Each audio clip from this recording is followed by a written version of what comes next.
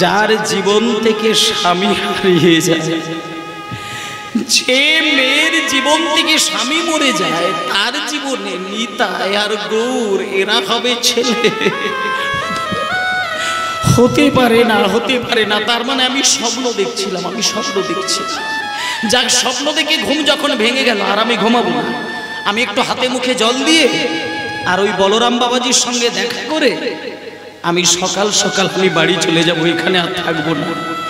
কিন্তু মায়েরা, ভোরের বেলা তখন কটা বাজে? তখন কিন্তু ভোর হয়নি, 2টো বাজে, এখনো রাত আছে। কিন্তু মা দেখলো ঘুম যখন ভেঙেই গেছে, আর ঘুমানোর দরকার নেই, বেলা হয়ে যাবে, উঠতে পারবো না, আমি রাত্রির বেলা বেরিয়ে যাব।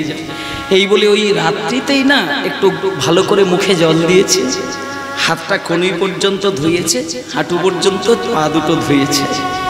গামছা তো নিয়ে যায়নি, শাড়ির আঁচল দিয়েই নিজের বদনটা মুছতে গেল। যেই শাড়ির আঁচল দিয়ে বদন মুছতে গেল, দেখলো মায়ের আমার শাড়ির আঁচলকে কাটা।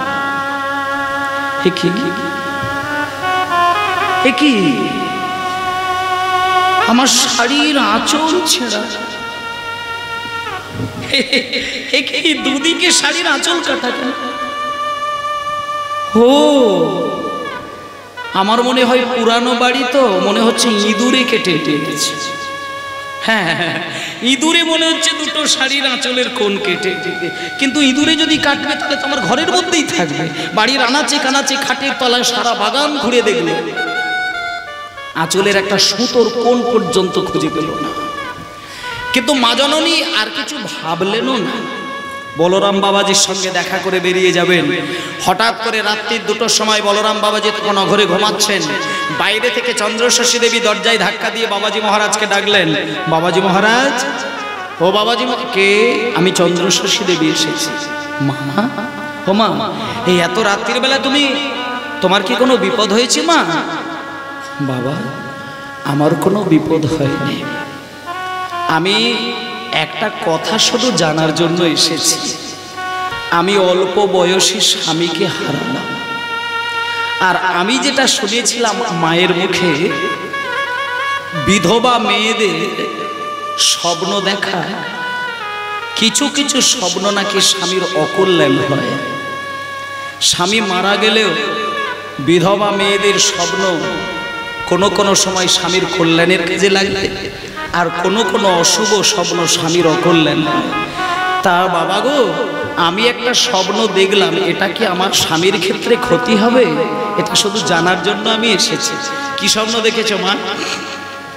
আমি দেখলাম আরতি সেরে যখন বাগান বাড়িতে শুয়ে পড়লাম, হঠাৎ করে আমি ঘুমিয়ে পড়েছি, আর মন্দিরে যে নিতাই গৌর 2টো আরতি হচ্ছিল, ওরা আমাকে না মামা করে ডাকতে ডাকতে আমার কোলে বসলো, আমার আঁচল ধরে টানলো। আমি কিছুতেই ওদেরকে ছেলে বললাম না, ওরা টানতে টানতে আমার শাড়ির আঁচল কেটে গেল, আমার ঘুম ভেঙে গেল।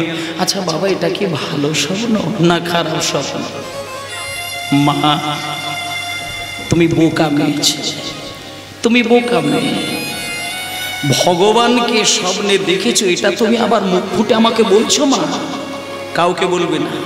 শোনো মা, ঈশ্বরকে যদি কেউ স্বপ্নে দেখে, ভগবানকে যদি কেউ স্বপ্নে দেখে, কাউকে বলতে নেই মা, কাউকে বলতে নেই। তুমি যা বলেছো বলেছো, কাউকে বলো না, চুপ করে থাকো, নীরবে থাকো। শোনো মা, একটুখানি অপেক্ষা করো, তুমি এখন বাড়ি যাবে না। একটু পরেই যখন সকাল হবে, আমি মন্দিরে যাব, আমি আরতি করব।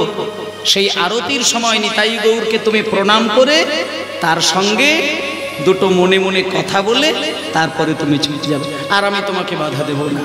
দেখতে দেখতে যখন সকাল গড়িয়ে গেল, ওমা মঙ্গল আরতি করবে বলে বলরাম বাবাজির সঙ্গে জমিদার গিন্নিমা আসছেন।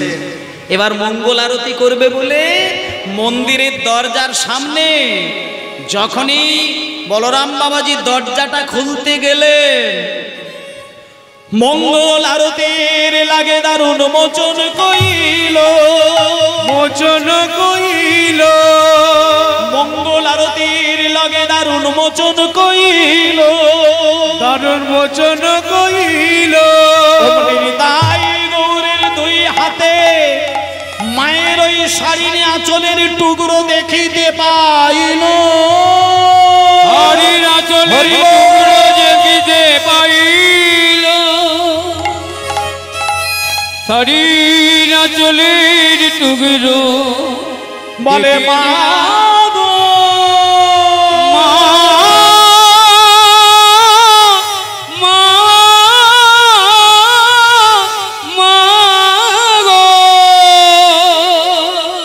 বলে মা গো নিতাই গৌর তোমার সঙ্গে স্বপ্নের ঘরে ঝগড়া করেছে, এ তো তোমার সামান্য স্বপ্ন নয় মা, জগবাসীকে প্রমাণ দেবে বলে দেখো স্বপ্নের ঘরে তোমার শাড়ির আঁচলে কেটে ছিঁড়ে নিয়ে দেখো মন্দিরের ভেতরে নিতাই গৌর কেমন করে দাঁড়ায় আছে। নিতাই গৌর হরিব নিতাই গৌর কেমন করে দাঁড়ায়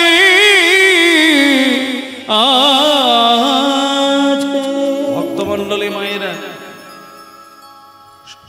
যেদিনকে মা স্বপ্ন দেখলেন তার পরের দিন সকালবেলায় মন্দিরের দরজাটা যখনই বলরাম বাবাজি মাকে সঙ্গে নিয়ে খুলতে গেল, দেখলো যে নিতাই গৌর এমনি হাত তুলে দাঁড়িয়ে থাকেন আর গলায় তার ওড়না দুটো শুধু ঝুলে।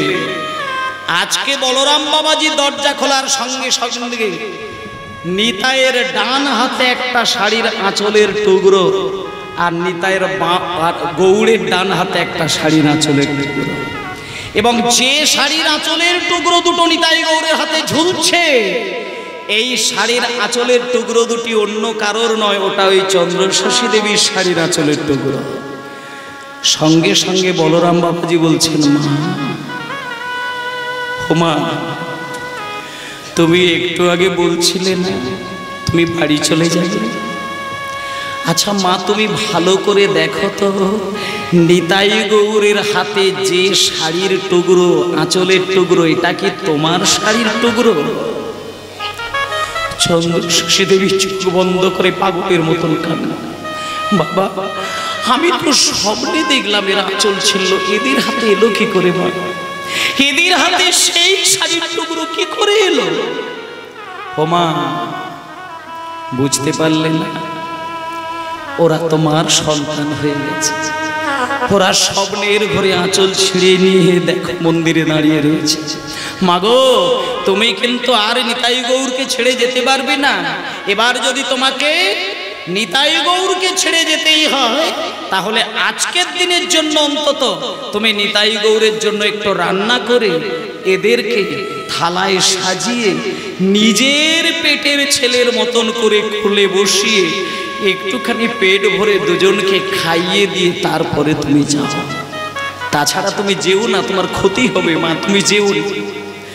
যখনই কথাটা বললেন চন্দ্রশশী দেবী বলছেন, বাবা তাহলে নায়েব মশাইকে একবারটি আমার ওই জমিদারিতে পাঠাবো, আমার স্বামী কিন্তু যাবার আগে দামি দামি কিছু চাল কিছু ডাল কিনে রেখে দিয়েছে, সেই দামি চাল আর ডাল কিছু দিয়ে সে এদের জন্য রান্না করে খা না, ভুল হয়ে যাবে। নিতাই গৌর জমিদারি চাল ডালে সেবা পায় না, আজি কাঙালের ভক্ত, ওরা কাঙালের হাতে ভিক্ষার দ্রব্য খেতে বড় ভালো লাগে। গৌর হরিকে জমিদারির চাল ডালে সেবা দিলে উনি খুশি হন না, কিন্তু যদি কোনো কাঙাল ভক্ত লোকের দ্বারে গিয়ে ভিক্ষা করে সেই ভিক্ষার দ্রব্য দিয়ে এদেরকে সেবা দেয়, এরা হামাগুড়ি দিতে দিতে সে ছুটে হাত বাড়িয়ে সেবা গ্রহণ করে। মা তুমি জমিদারির চাল ডালের সেবা দিও না, আজকে আমি তোমাকে একটা পরামর্শ দিই, তুমি গ্রামবাসীদের কাছে গিয়ে হাত পেতে ভিক্ষা করো, এরা যা দেবে সেটা রান্না করে এদেরকে তুমি সেবা দেবে, আর তোমাকে কিচ্ছু বলবো না, যাও তুমি ভিক্ষায় বেরিয়ে যাও।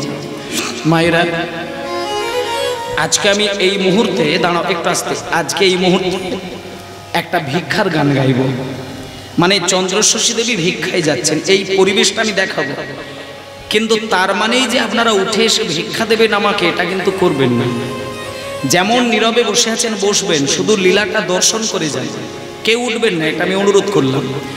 আজকে চন্দ্রশশী দেবীর আজকে লীলাটাকে আপনারা শুধু স্মরণ করে যান। মানে যে মেয়েটা জীবনে কোনোদিন হরিনাম শুনলো না, আজকে সেই শ্রাদ্ধের দিনে হরিনাম শুনলো, এটা 1 নম্বর কথা। আর যে মেয়েটা জীবনে কোনোদিন ধূপকাঠি জ্বালায় না, শঙ্খ বাজায় না, ধূপ ধুনো দেয় না, আজকে সেই মেয়েটি ভিক্ষাই যাচ্ছে। কেন? নিতাই গৌরের ভোগের জন্য। মানে যার হয় তার কিভাবে হয়ে যায় নিজে হিসাবে মেলাতে পারে না। আজকে চন্দ্রশশী দেবী পাড়ায় বেরিয়েছে একটা ভিক্ষার আঁচল পেতে, আর সকল গ্রামবাসীকে বলছে আমায়। আজকে চন্দ্রশশী দেবী আমার ভিক্ষার আঁচল পেতে দাঁড়ালেন, আমায় ভিক্ষা দাও গো।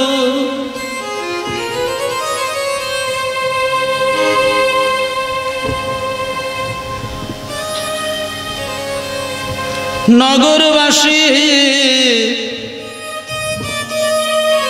ভিক্ষা দাও আমায়, নিতাই গৌর হরি হরি আমার ভিক্ষা দাও গো। নগরবাসী ভিক্ষা দাও আমায় ভিক্ষা দাও গো। নগরবাসী ভিক্ষা দাও আমায় ভিক্ষা দাও গো। নগরবাসী ভিক্ষা দাও তোমাদের ভিক্ষার দ্রব্য ভাবে গৌর নিতাই, তোমাদের ভিক্ষার দ্রব্য পাবে গৌর নিতাই, তোমাদের ভিক্ষার দ্রব্য পাবে গৌর নিতাই। ভিক্ষা দাও আমায়, আমার ভিক্ষা দাও গো। নগরবাসী ভিক্ষা দাও আমায়, আমায় ভিক্ষা দাও গো।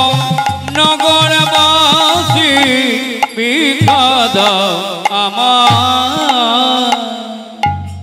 মায়েরা আসতে আজকে ভিক্ষায় বেরিয়েছেন, আর সারা গ্রামবাসী না ওমা ও বাবা, গ্রামের বাড়িতে যখন চন্দ্রশশী দেবী ভিক্ষায় বেরিয়েছে, যারা কোনোদিন কাউকে ভিক্ষা দেয়নি তারা একবারে ঢেলে জমিদার গিন্নিমাকে ভিক্ষা দিল। আর জমিদার গিন্নিমাকে ভিক্ষা দিয়েছে সে তো বয়ে আনতে পারে না, যা পেয়েছে একা বইতে পারে না, নায়েব মশাইকে দিয়ে বইয়ে নিয়ে আসলেন। এবার জমিদার গিন্নিমা এসে বলরাম বাবাজির কাছে ঢেলে দিয়ে বলছেন, বাবাজি মহারাজ আপনি তাহলে সুন্দর করে রান্না করে দিন, আমি আজকে থালা সাজিয়ে ডালা সাজিয়ে আমার ছেলে দুটোকে সেবা দিয়ে দেব। তখন ওই বলরাম বাবাজি বলছেন, আচ্ছা মা দাঁড়াও দাঁড়াও দাঁড়াও দাঁড়াও, আচ্ছা তুমি ভালো করে চিন্তা করে দেখো তো, নিতাই গৌর কি আমাকে স্বপ্ন দিয়েছিল? নিতাই গৌর কি আমাকে মা বলেছে, নাকি ওরা আমার শাড়ির আঁচল ধরে টানাটানি করেছে? নিতাই গৌরের জন্য ভোগ যদি রান্না করতে হয় তাহলে আমি রান্না করলে হবে না, যেহেতু তুমি হয়েছ নিতাই গৌরের মা তাই তোমাকেই রান্না করতে হবে। তুমি রান্না করো, আমি রান্না করব? হ্যাঁ তুমি রান্না করো, আমি তো আছি পাশে, তুমি রান্না করো। এই বলে চন্দ্রশশী দেবী কিছু জ্বালানি কাঠ নিয়ে আসলেন, তাতে আগুন দিচ্ছে, উনুন ধরাতে যাচ্ছে। যতবার উনান ধরাতে যায় ততবার ধপাস করে নিভে যায়, যতবার আগুন দিতে যায় নিভে যায়, আগুন ধরাতে যায় নিভে যায়। বলরাম বাবাজি কিন্তু পাশেই বসে আছেন। এইভাবে শতবার চেষ্টা করলো, উনুন কিন্তু ধরানো গেল না। এবার যখন দেখছে উনানটা ধরানো যাচ্ছেই না, তখন বলরাম বাবাজি গুটি গুটি পায়ে এসে পিছন দিক দিয়ে মায়ের হাতটা ধরল, মা একটু সরে বসো, আমার দিকে তাকাও। আচ্ছা মা, নিতাই গৌরের ভোগ রান্নায় বসেছ, কিচ্ছু মনে করো না, তুমি দীক্ষা নিয়েছিলে? দীক্ষা? দীক্ষা তুমি নিয়েছো? তুমি নিতাই গৌরের মা হয়েছ, তার রান্না বসিয়েছ, দীক্ষা মন্ত্র তুমি নাওনি মা? না তো, আমার তো দীক্ষা নেওয়া হয়নি। দীক্ষা কি আমি তো এটা জানি না, আমি তো এদেরকেই চিনতাম না। শ্রাদ্ধের সময় কীর্তন করতে গিয়ে এদের সঙ্গে আমার পরিচয়, এরপরে দীক্ষা আমি তো জানি না বাবা। তাহলে কি আমার? না না না না না না, সবই হবে, সবই হবে, চিন্তা করো না, তোমার সব হবে। তুমি একটা কাজ করো, রান্না পরে হবে, তুমি স্নান করে শাড়ি পরে পবিত্র মনে ঈশ্বরকে স্মরণ নিয়ে আমার কাছে একটা আসন পেতে বসো, আমি তোমাকে দীক্ষা দিয়ে দেব। ব্যাস, যার হয়ে যাবে, এইভাবেই হয়ে যায়। আর যার হতে চায় না, কোনোভাবেই হতে চায় না। আজকে স্নান করে শাড়ি পরে আসন পেতে প্রভুর স্মরণ নিয়ে ইতিমধ্যে বলরাম বাবাজির কাছ থেকে দীক্ষাও নিয়ে নিলেন। ও মায়েরা, দীক্ষা মন্ত্র নেবার পরে যখন এইবার উনানে আগুন দিতে গেছে, সুন্দর উনান ধরে গেল, রান্নাও হয়ে গেল, 4 রকমের খাবার তৈরি করলো। 4 রকমের খাবার তৈরি করে প্লেটের মধ্যে সাজিয়ে সুন্দর করে প্রসাদ বানিয়ে আজকে নৈবেদ্য সাজিয়ে নিতাই গৌরের চরণের কাছে থালাটাকে রেখে দিয়ে আজকে জমিদার গিন্নিমা আস্তে আস্তে আস্তে আজকে থালাটাকে সাজিয়ে দিয়ে, আর সেদিনকে কিন্তু জমিদার গিন্নিমা কিভাবে সেবা দিচ্ছেন দেখুন। আপনারা তো গোবিন্দকে সেবা দেন, এখানে অনেক বাবা মা আছেন, আপনারা ভগবানকে সেবা দেন, আর আজকে জমিদার গিন্নিমাও সেবা দিচ্ছেন। কেমন করে সেবা দিচ্ছেন দেখুন।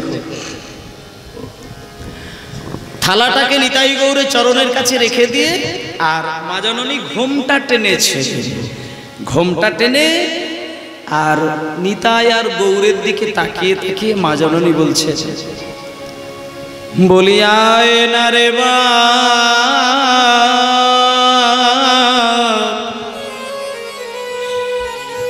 সুন্দর করে মায়ের এই জায়গাগুলো ভাবটাকে লক্ষ্য করবেন।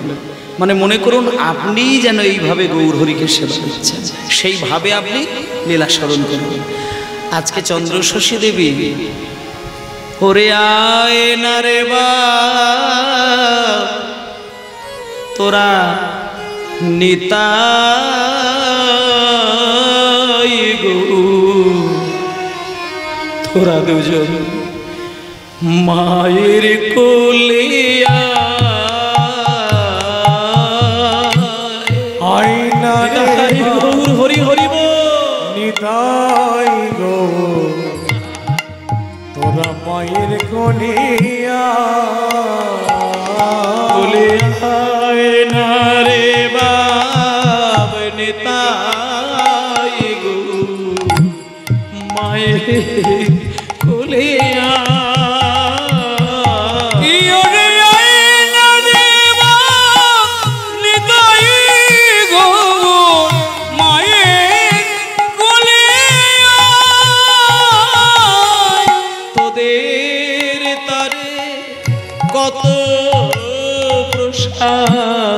রেখেছিস সাজা, তোদের তরি হরি হরি হরি হরি হরি প্রসাদ রেখেছি সাজা, তোদের তরে আমি কত প্রসাদ দেখ রেখেছি সাজা,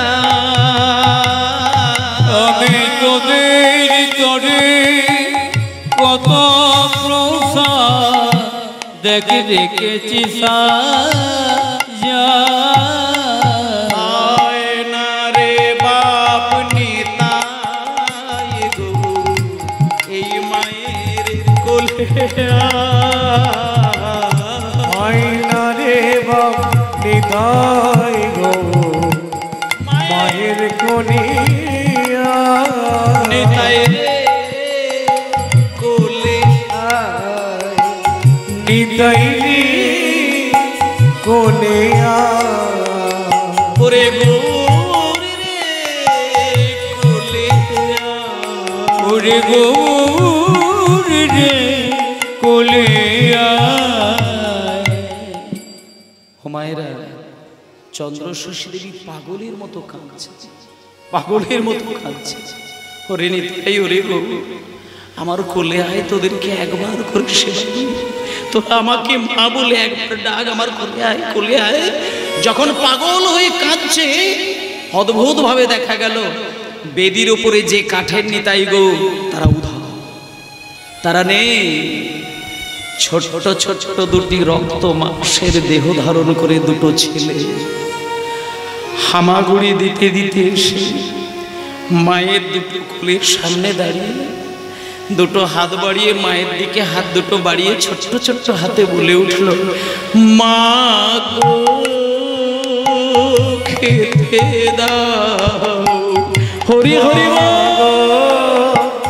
খেতে দাও, হরে নিতাই রে খেয়ে যা, নিতাই রে খেয়ে যা, গৌরে রে খেয়ে যা, গোরে খেয়ে যা, মা গো খেতে দাও, মা গো খেতে দাও, নিতাই রে গৌরে রে, ওরে নিতাই রে খেয়ে যা, নিতাই রে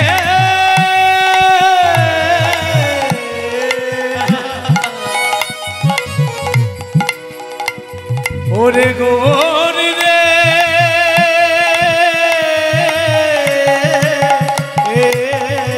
নিতাই রে। বাবা দাঁড়া, সত্যিকারে একেবারে বানানো কোনো গল্প নয়। একটা কথা আপনাদের বলে দিই, ভক্তির সাগর যার কাছে থাকে, পাথরের মধ্যেও প্রাণ এসে কিন্তু সে কথা বলে। আর ভক্তি যদি না থাকে, মানুষের এত সুন্দর নরম হৃদয়টাও কিন্তু পাথর হয়ে যায়।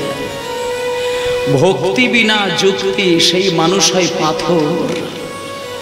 আর যুক্তি বিনা ভক্তি, একজন গভীর রসের ভক্ত হয়ে যায়। আজকে নিতাই গৌর দুটো ছেলে হয়ে হামাগুড়ি দিতে দিতে এসে বলছে, মা খেতে দাও, মা খেতে দাও। মা জননী সেইখান থেকে রান্না করা প্রসাদ একবার নিতাইয়ের মুখে দিয়েছে, একবার গৌরের মুখে দিয়েছে, একবার করে দিয়েছে। দ্বিতীয়বার দিতে যাবে, নিতাই মায়ের কোল থেকে দূরে সরে গেল। গৌরের মুখে দিতে যাবে, গৌর দূরে সরে গেল। মা বলছে, কি রে এই নিতাই, খাবি না? হ্যাঁ খাবো। এই গৌর, তুই আর খাবি না? হ্যাঁ খাবো। তাহলে তোরা দুজনে দূরে না পেয়ে সরে গেলি কেন? নিতাই গৌর দূর থেকে বলছে, মা আজকে আমরা দুই ভাইয়ের কিন্তু পেট ভরেনি মা, কিন্তু আমরা কেন তোমার কাছ থেকে দূরে সরে এলাম জানো? আমরা আবারও খাবো যদি আমাদের দু ভাইয়ের মাথায় হাত দিয়ে একটা প্রতিজ্ঞা করো। প্রতিজ্ঞা? না না না না না না না না না, এই পাগল তোরা, ছেলের মাথায় হাত দিয়ে জগতে কেউ কোনো মা প্রতিজ্ঞা করছে?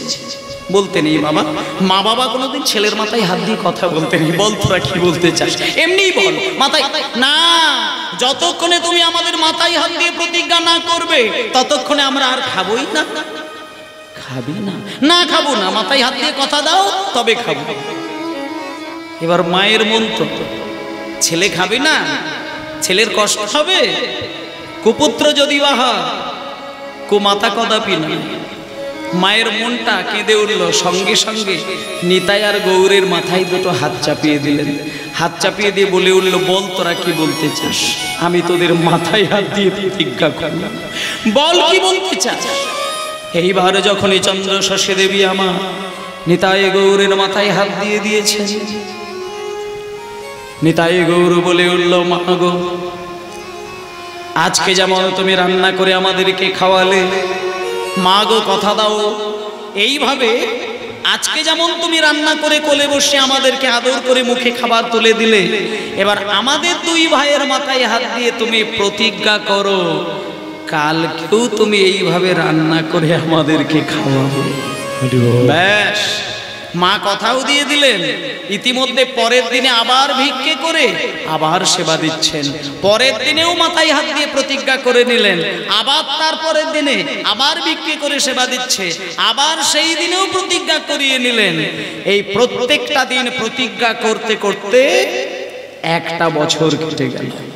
এবার বাবা একটা কথা বলি, ভালো করে একটু বিচার করে দেখুন তো মা, একই ব্যক্তি একই কথা বলে একই গ্রামে রোজ যদি ভিক্ষায় যায়, আপনারা বলুন এটা ভালো লাগে কি? মানে একই ব্যক্তি যদি বারবার সেই একই কথা বলতে বলতে ভিক্ষে করে, এবার বলুন তাকে আর কেউ সম্মান দেবে? কেউ সম্মান দেবে কি? সম্মান তো দেবে না, বরং উল্টে তার নিয়ে মন্দ কথা বলতেও দ্বিধাবোধ করবেন না। একটা জিনিস আপনাদের বলি, অল্প বয়সে তুলসী মালা গলায় নেওয়া আর অল্প বয়সে বেধবা হওয়া দুটোর যন্ত্রণা কিন্তু খুব কম নয়। আপনারা কিন্তু একটা দিকে মাথায় রাখবেন, চন্দ্রশশী দেবী কিন্তু বাচ্চা বয়সে স্বামী হারিয়েছেন, একেবারে অল্প বয়স, এটা কিন্তু মাথায় রাখতে হবে। অতএব অল্প বয়সে স্বামী হারিয়েছেন, তুলসী পাতার মতন পবিত্র থাকলেও মানব সমাজ আপনার দিকে আঙুল তুলে কথা বলবে। জমিদার গিন্নিমা দেখতে দেখতে যখন কয়েকটা মাস ভিক্ষায় বেরিয়েছে, গ্রামবাসীগণ ভিক্ষা তো দিল না, বরং উল্টে একটা নোংরা কথা রটিয়ে দিলেন। কি বাজে কথা, যেটা শুনলে সহ্য করতে পারবেন না। যে বলরাম বাবাজি চন্দ্রশশী দেবীকে দীক্ষা দিলেন, একাধারে চন্দ্রশশী দেবীর পিতৃতুল্য, ঈশ্বর তুল্য, তাকে জড়িয়ে ধরে গ্রামবাসীগণ একটা নোংরা কথা রটিয়ে দিলেন। সকল গ্রামবাসীগণ বলরাম বাবাজির সঙ্গে চন্দ্রশশী দেবীর একটা সম্পর্কের কথা প্রচার করে দিলেন। এবার এই নোংরা কথাটা যখন চন্দ্রশশী দেবীর কানে গেল, জমিদার গিন্নিমা ভিক্ষার ঝুলি ছুঁড়ে ফেলে দিলেন। মন্দিরে গিয়ে আছাড় খেয়ে বলে উঠল, রে নিতাই, এই গো কি শুনলাম, কি শুনলাম? যেদিন আমি তোদের কথা আমি শুনি না, সেদিন আমাকে নিয়ে কেউ কোনোদিন নোংরা কথা বলতে পারে না।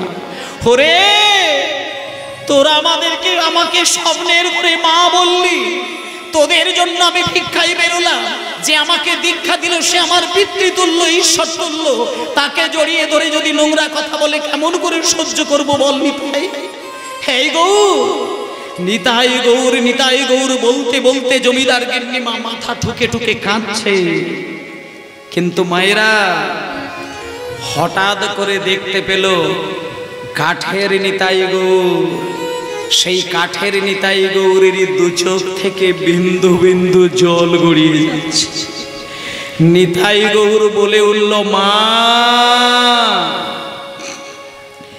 এই গ্রামবাসীগণ তোমাকে সম্মান দিল না মা, এরা তোমাকে চিনতে পারেনি মা, এরা ভেবেছে মানুষে মানুষে ভালোবাসা হয়, কিন্তু মানুষের সঙ্গে ভগবানেরও যে প্রেম ভালোবাসা হতে পারে এরা জানতে পারে না মা।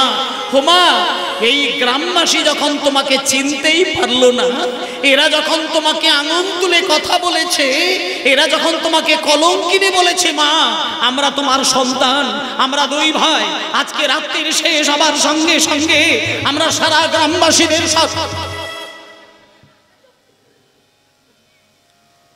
সঙ্গে সঙ্গে জমিদার গিন্নিমা শাড়ির আঁচল দিয়ে নিতাই আর গৌরীর মুখটা চেপে ধরল। চন্দ্রশশী দেবী বলে উঠলি, কি রে, কি বলতে গেছিলি তোরা? তোরা যে ঠাকুর, তোরা যে ভগবান, তোরা সামান্য কথাই যদি মানুষের ক্ষতি চাস, ভাবিস না মানুষ কার কাছে দাঁড়াবে? তুই তো সেই নিতে রে, তুই মাধাইকে প্রেম দিতে গিয়ে মাথায় একটা কলসির খানা মেরে দিয়ে তোর কপাল ফাটিয়ে দিয়েছিল, বাম হাতে রক্ত চেপে ধরে তুই ডান হাতে বলেছিলি মেরেছ কলসির খানা, তা বলে কি প্রেম দেব না? তুই তো সেই নিতা। ওরে, তোরা গ্রামবাসীদের ক্ষতি চাস না, আমি তোর মা, তোর আমার ছেলে, আমি তোদের দিকে মুখ চাইয়ে তাকিয়ে সব সহ্য করব, কিন্তু গ্রামের ক্ষতি তোরা করিস না, আমি অনুরোধ করছি তোরা করিস না। তখন এইবার নিতাই গৌর বলে উঠল, এইবার বলল, মা, এই গ্রামবাসী যখন তোমাকে সম্মান দিতে জানলো না, আমরা দুই ভাই এই গ্রামবাসীদের কাছে আর থাকবো না।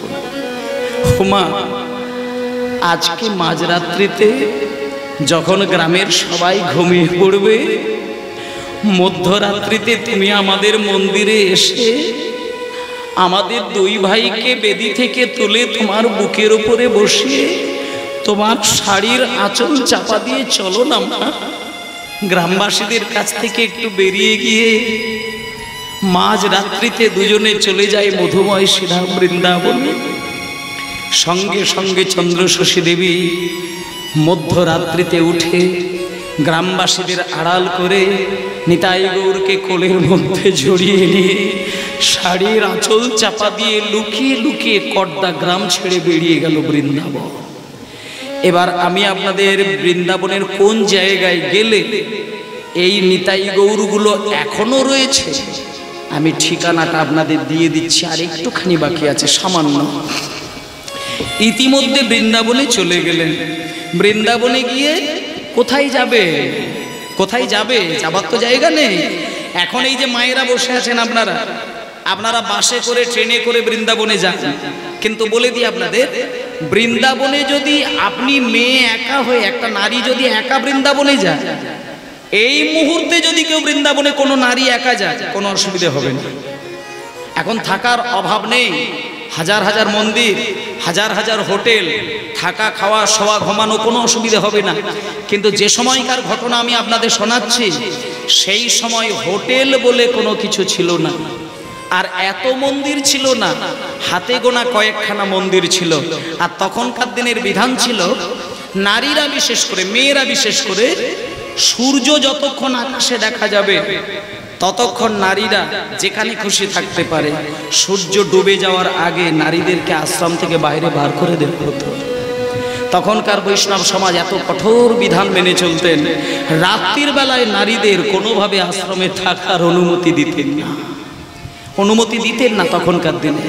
তাই চন্দ্রশশী দেবী একজন নারী, বৃন্দাবনে গেছেন, কিন্তু রাত্রির বেলা কেউ থাকতে দেয় না, সবাই বাইরে বার করে দেয়।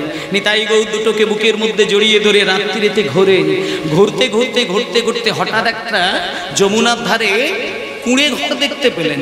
সেই কুঁড়ে ঘরের ভিতরে ঢুকে দেখলো দুজন বিধবা মানুষ, তারা নাম করছে ভজ রাধা কৃষ্ণ গোপাল কৃষ্ণ, কৃষ্ণ কৃষ্ণ বল মুখে মনরে। হরি হরি কৃষ্ণ গোপাল কৃষ্ণ, কৃষ্ণ কৃষ্ণ বল মুখে মনরে। ভজ রাধা কৃষ্ণ গোপাল কৃষ্ণ, কৃষ্ণ কৃষ্ণ বল মুখে মনরে। ভজ রাধা কৃষ্ণ গোপাল কৃষ্ণ, কৃষ্ণ কৃষ্ণ বল মুখে মনরে।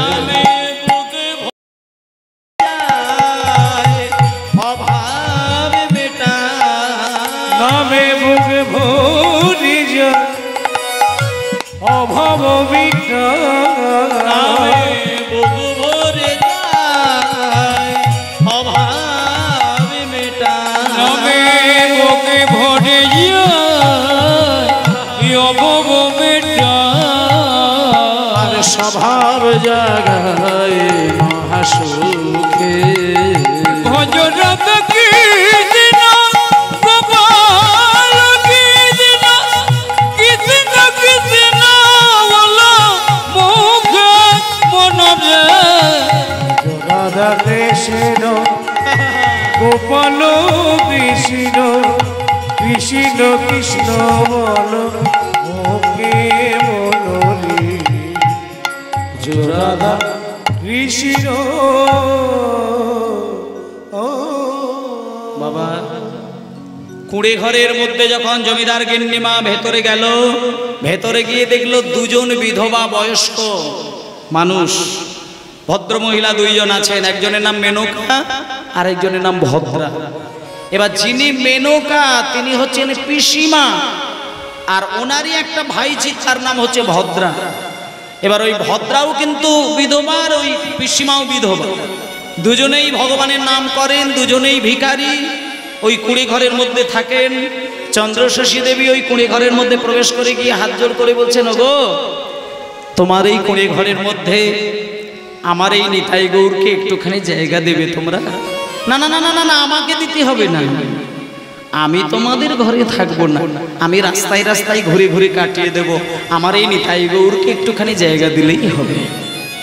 তখন ওই দুজন বিধবা মানুষ বললেন, মা তোমার নিতাই গৌরকে যদি জায়গা দিতে পারি তোমাকে দিতে পারবো না, তুমিও থাকবে তোমার নিতাই গৌরও থাকবে। এই বলে সেই জমিদার গিন্নি মাকেও জায়গা দিলেন। এবার মায়েদেরকে বলে দিচ্ছে, এই দেখুন বিধানটা দেখুন, আজকে যিনি মেনকা তিনি হচ্ছেন ওই ভদ্রার পিসিমা, আর চন্দ্রশশী দেবী যখন কয়েকটা মাস কাটালো ভদ্রা তার পিসিমাকেও পিসিমা বলেন, আর ওই চন্দ্রশশী দেবীকেও পিসিমা বলেন। এবার ওই পিসিমা পিসিমা পিসিমা পিসিমা ডাকতে ডাকতে একদিনকে কি হলো জানেন মা? চন্দ্রশশী দেবীর নামটাই হয়ে গেল পিসিমা। মানে বৃন্দাবনের সবাই জমিদার গিন্নিমাকে পিসিমা বলেই ডাকে সবাই। এবং শুধু তাই না, ওই যে কাঠের নিতাই গৌর, ওই কাঠের নিতাই গৌর দুটিকে বৃন্দাবনের প্রত্যেকটি বৈষ্ণব নামকরণ করে দিয়েছেন। এই নিতাই গৌর হলো পিসিমার নিতাই গৌর। নিতাই গৌর হরি বল, হরি বল। এবার আপনারা ওই নিতাই গৌরকে কোথায় পাবেন একটুখানি বলি, আর একটুখানি বাকি আছে। শেষ ভালো যা সব ভালো তার, শেষটা একটু দর্শন করে যাবেন, শ্রবণ করে যাবেন। আপনারা যদি কোনোদিন বৃন্দাবনে যান, বৃন্দাবনে গেলে আমি ঠিকানা দিয়ে দিচ্ছি মায়েরা, বৃন্দাবনের লুই বাজারে যাবেন। লুই বাজারে গিয়ে বনখণ্ডী মহল্লায় একটু বেড়াতে যাবেন। বনখণ্ডী মহল্লায় গিয়ে সেইখানে দেখবেন একটা বনখণ্ডী মহাদেবের মন্দির। সেই বনখণ্ডী মহাদেবের মন্দিরের সামনের দিকে 3টে ভাষাতেই লেখা রয়েছে পিসিমার নিতাই গৌর। এবং সেই পিসিমার নিতাই গৌর মন্দিরে বেড়াতে গিয়ে আপনি সেইখানে দেখে আসবেন, এতক্ষণ যে নিতাই গৌরকে নিয়ে ঘটনাটা শুনলেন, সেই কাঠের নিতাই গৌর এখনো সেইখানে দাঁড়িয়ে রয়েছে। এবার দেখতে দেখতে পিসিমার বয়স হয়ে গেল। আজকে দেখুন মা, যে জমিদার গিন্নিমা এখানে পড়েছিল সেই জমিদার গিন্নিমা বৃন্দাবনে গিয়ে পিসিমা হয়ে গেলেন। মাঝখানে অনেকগুলো মাস কেটে গেল, অনেকগুলো বছর কেটে গেল। জমিদার গিন্নিমা একেবারে বৃদ্ধা হয়ে গেলেন, একেবারে ঠকঠকে বৃদ্ধা হয়ে গেলেন। এবার গোপেশ্বর বাবাজি ছিলেন বৃন্দাবনের একজন সাধক। তিনি আজকে পিসিমার কাছে এসে বলছেন, ও পিসিমা, পিসিমা, ও পিসিমা। কে? এই আমি গোপেশ্বর বাবাজি, আপনি আমাকে চিনবেন না? আমি শুনেছি আপনার নিতাই গৌর নাকি খুব জাগ্রত নিতাই গৌর, সেই জন্য আপনার নিতাই গৌরকে একটু সেবা দেব বলে এসেছে। ও গোপেশ্বর, শোন বাবা, আমার কাছে আমার বয়স হয়েছে তো, আমি চোখে ভালো করে দেখতে পাই না, কানে ভালো করে শুনতে পাই না, স্মৃতিশক্তিটা আমার অনেকটা কমে গেছে। তাই তুই যখন এসেছিস আমার কাছে, আমি তোকে সেবার দায়িত্ব দিয়ে দিলাম। তবে এক কথা আমি বলে দিই তোকে, যেদিনকে গরম পড়বে সেদিন ঠান্ডা জলে স্নান করাবি, আর যেদিন খুব ঠান্ডা পড়বে সেদিন হালকা গরম জল করে আমার দুটো ছেলেকে স্নান করাবি।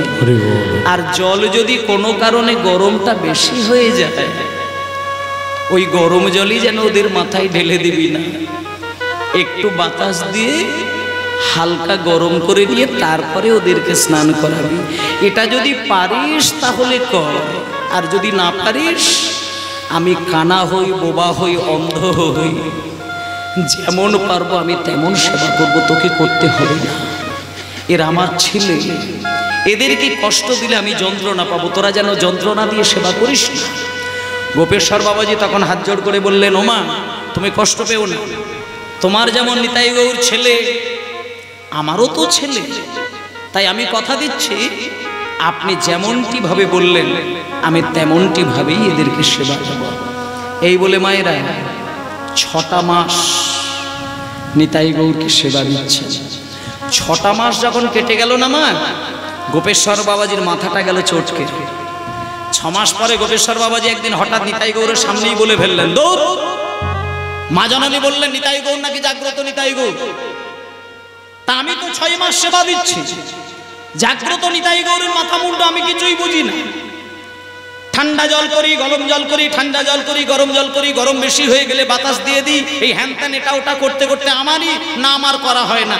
আমি বরং আজকে আর জল গরমই করবো না, যতই ঠান্ডা পড়ুক পুকুর থেকে জল তুলে নিয়ে এসে ঢেলে দেবো, আর আমি একটু তাড়াতাড়ি করে বরং একটু জপের মালায় নাম করতে বসে যাব। এবার ঠান্ডা জল তুলে নিয়ে এসেছে, সেই দিনকে কিন্তু প্রচন্ড ঠান্ডা, কনকনে গরম, কনকনে ঠান্ডা, বাইরে কেউ বার হতে পারে না।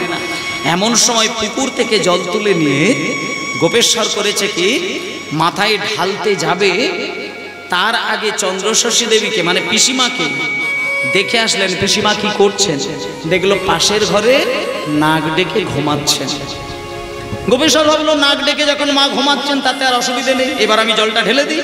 ওদিকে মা নাক ডেকে ঘুমাচ্ছে, আর এদিকে গোপেশ্বর করেছে কি, ওই ঠান্ডা জলটা নিয়ে নিতাই গৌরের মাথায় ঢেলে দিলেন।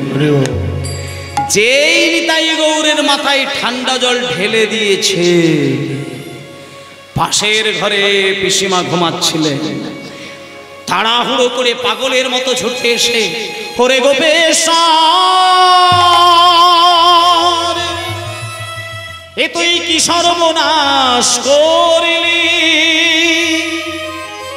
কেন আমার নিতাই গৌরের মাথায় শীতল জল দিলি। গোপেশ্বর, ওরে গোপেশ্বর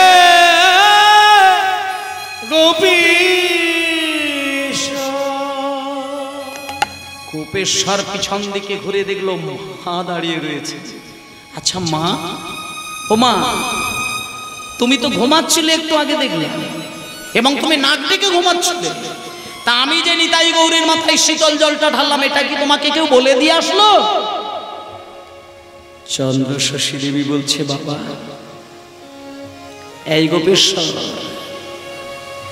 ছেলে মেয়েদের যদি বুকে কোনো ব্যথা হয়, সেই ব্যথা বোঝানোর জন্য মাকে কি লোক দিয়ে বলে দিতে হয়? আমাকে কেউ বলে আসে, আমি অঘরেই ঘুমাচ্ছিলাম, কেউ বলেনি। তুই যখনই আমার 2 ছেলের মাথায় ঠান্ডা জলটা ঢেলেছিস, আমি এতগুলো বছর কাটিয়ে দিলাম যেটা আমি কোনোদিন শুনি না। আজকে আমি অঘরে ঘুমাতে ঘুমাতে তাই শুনতে পেলাম। কি শুনলে মা? কি শুনলে তুমি? কি শুনতে, কি শুনতে পেয়েছ? আমি শুনলাম আমার নিতাই গৌর কাশছে। মা, মিথ্যা কথা বলা জায়গা খুঁজে পাও? তুমি ঘুমিয়ে ঘুমিয়ে নিতাই গৌরের কাশির সুর পেয়েছ? শোনো মা, স্বপ্ন দেখেছো, স্বপ্ন, যাও যাও বেরিয়ে যাও, বেরিয়ে যাও, স্বপ্ন দেখেছো, বেরিয়ে যাও। ঘুমিয়েছিলে তো, স্বপ্নের মধ্যে ওই ওই সব শব্দ পেয়ে গেছে, যাও বেরিয়ে যাও। পিসিমা বলল স্বপ্ন? হ্যাঁ হ্যাঁ স্বপ্ন, স্বপ্ন, স্বপ্ন। গোপেশ্বর, আমি জীবনের প্রথম বেলায় এইরকমই একদিন একটা স্বপ্ন দেখেছিলাম। সেদিন আমি কিন্তু স্বপ্ন ভেবেই কিন্তু উড়িয়ে দিয়েছি, কিন্তু সেদিনের স্বপ্ন স্বপ্ন ছিল। সেদিনের স্বপ্ন আমাকে এই জায়গায় এনেছে। ওরে গোপেশ্বর, ওটা আমার স্বপ্ন নয়। সেদিনের স্বপ্ন যদি সত্যি হতে পারে, আজকের স্বপ্ন সত্যি হবে না কেন? তুই আমার নিতাই গৌরের মাথায় ঠান্ডা জল ঢেলেছিস। গোপেশ্বর রেগে গিয়ে বলছে, আচ্ছা মা, বাজে বাজে কথা বলো না তো, বয়স হয়েছে এখনো মিথ্যে কথা ছাড়তে পারো না। শোনো মা, একটা কথা বলি, নিতাই গৌর যে কেশেছে তুমি প্রমাণ দিতে পারবে? আমি নিতাই গৌরকে ধোয়াচ্ছি, মোছাচ্ছি, আমি কই ওদের কাশির সুর পেলাম না, হাঁচির সুর পেলাম না, আর তুমি পাশের ঘরে নাক ডেকে ঘুমাচ্ছিলে, তুমি ওখান থেকে কাশির শব্দ পেয়েছো? তুমি প্রমাণ দিতে পারবে মা? প্রমাণ দিতে পারবে? পিসিমা হাত জোড় করে বলছে, গোপেশ্বর, মায়ের কাছে ছেলের প্রমাণ চাইছিস? মায়ে বেটার মাঝখানে প্রমাণ দেখবি? প্রমাণ দেখতে চাস? প্রমাণ তুই দেখবি নিতাই গৌর কেসেছে, তুই দেখবি, সরে আয়। এই বলে গোপেশ্বরকে সরিয়ে দিয়ে যখনই মা আমার শাড়ির আঁচলটা নিয়ে নিতাই গৌরের নাকের সামনে নাগে ঝাড়ো বলি মাতা কাঁদিতে লাগিল। হরি হরি হরি হরি বলি মাতা কাঁদিতে লাগিল। বলে নাগে ঝাড়ো বলি মাতা কাঁদিতে লাগিল। লাগি ঝাড়ো বলি মাতা কাঁদিতে লাগিল। নিতাই গৌরের নাশা হইতে শ্লেষা রাশি বাহির হইল। নিতাই গৌরে নাকি হতে শ্লেষা রাশি বাহির হইল। নিতাই গৌরের নাশা হইতে শ্লেষা রাশি বাহির হইল।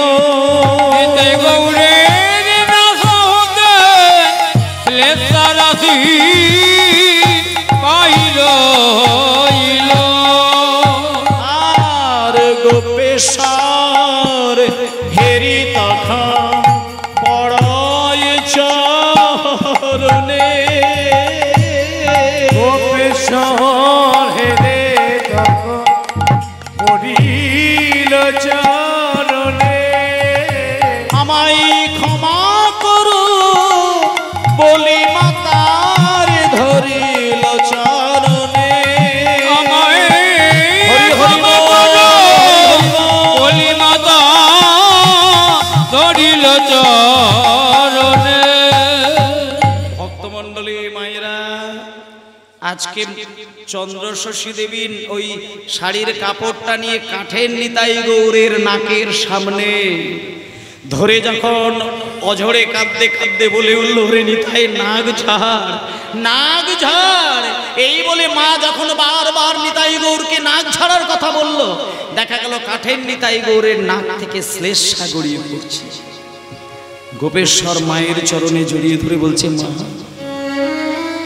আপনি কি দেখালেন মা, সত্যিই আপনি ভাগ্যবান।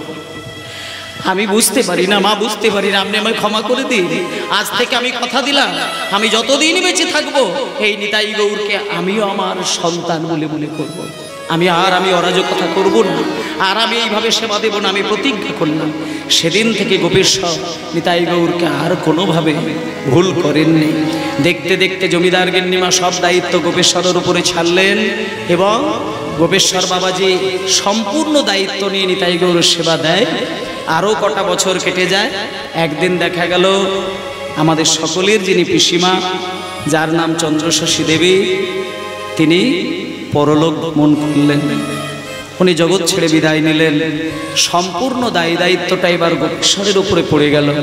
আর গোপেশ্বর বাবাজি দিনে দিনে দিব্যি সেবা দেয়, কিন্তু একদিন হঠাৎ দেখতে পেলেন মন্দিরের দরজা খুলতে গিয়ে দেখলো নিতাই গৌর উধাও। ধ্যানের মধ্যে জানতে পারলেন নিতাই গৌর চলে গিয়েছিল সাঁওতাল পরগনায়। মানে আপনারা লুই বাজারে গেলে লুই বাজার থেকে কিছুটা দূরে সাঁওতাল পরগনা বলে একটা জেলা এখনো রয়েছে, সেই জেলাটা। মানে কাঠের নিতাই গৌর মন্দির থেকে বেরিয়ে গিয়ে সাঁওতাল পরগনা জেলার মধ্যে গিয়ে বিকেল বেলায় সাঁওতালদের ছোট্ট ছোট্ট ছেলে মেয়েরা খেলা খেলছেন, তাদের দলের মধ্যে ভিড়ে গিয়ে নিতাই গৌর নাচতে শুরু করেছেন। এবার সাঁওতালদের ছেলেরা নিতাই গৌরকে দেখে বলছেন, এই নিতাই, এই গৌর, তোরা কি সুন্দর রে, তোরা এক কাজ কর, আমাদের বাড়িতে চল, আমাদের মা বাবা দেখে খুব খুশি হবে। এই নিতাই, এই গৌর, হরে নিতাই,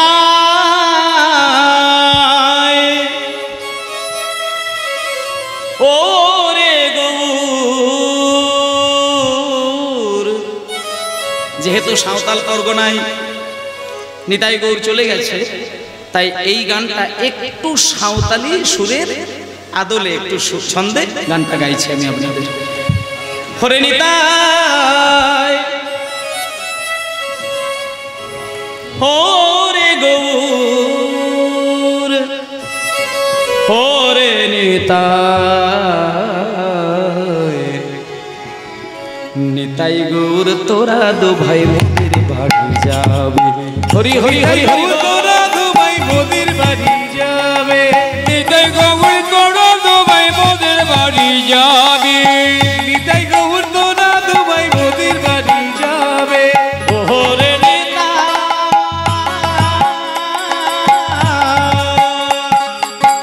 ওরে গো ওরে নিদ ওরে নিদ ওরে গো হরে নিতা ওরে নিদ হরে নিতাই নিতাই গৌর তোরা দু নিতাই গৌর তোরা দু ভাই মোদের হলো ধরি, হলো ধরে।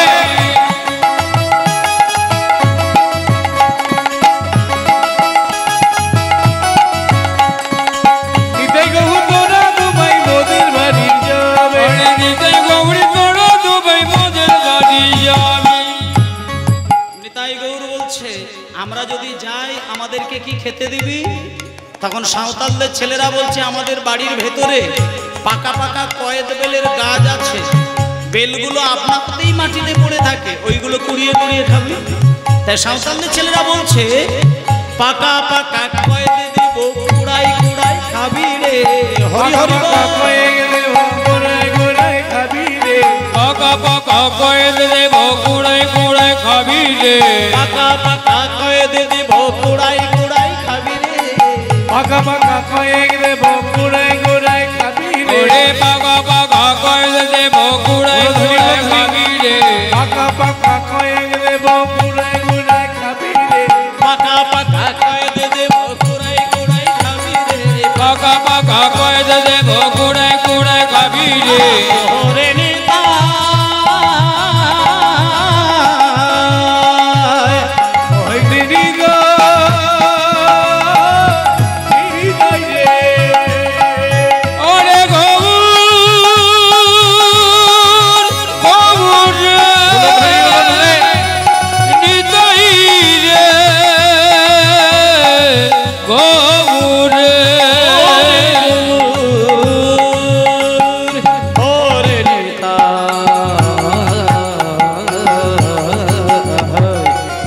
গৌর তোরা ওদের নিতাই গৌর তোরা দু ভাই মোদের বাড়ি যাবি নিতাই গৌর তোরা দুবাই মোদের বাড়ি যাবে নিতাই গৌর তোরা দু ভাই মোদের বাড়ি যাবি গৌর তোরা দুবাই মোদের বাড়ি যাবে নিতাই গৌর তোরা দু ভাই মোদের বাড়ি যাবি গৌর তোরা দুবাই মোদের বাড়ি যাবে নিতাই গৌর তোরা দু ভাই মোদের বাড়ি যাবি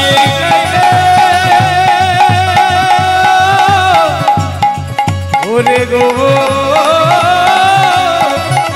ওরে নিতাই রে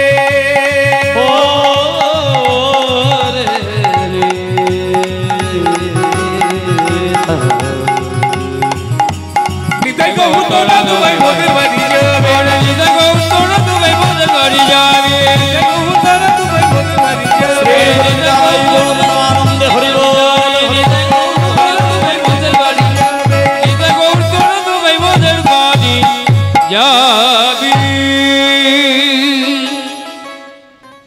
দেখতে দেখতে এবার ওই গোপেশ্বর বাবাজি আবার ওই সাঁওতাল পরগনায় গিয়ে সাঁওতালদের যিনি সর্দারজি হাতে পায়ে ধরে সেই নিতাই গৌরকে আবার সঙ্গে করে এনে মন্দিরে মন্তব্যত করে প্রাণ প্রতিষ্ঠা করলেন এবং নিতাই আর গৌরকে একসঙ্গে রেখে আবার তাদের প্রাণ প্রতিষ্ঠা করে যুগল রূপে নিতাই গৌরকে বেদির উপরে রেখে সবাই মিলে একবার বলুন নিতাই গৌর কি জয়। গোপেশ্বর বাবাজি মহারাজ কি জয়।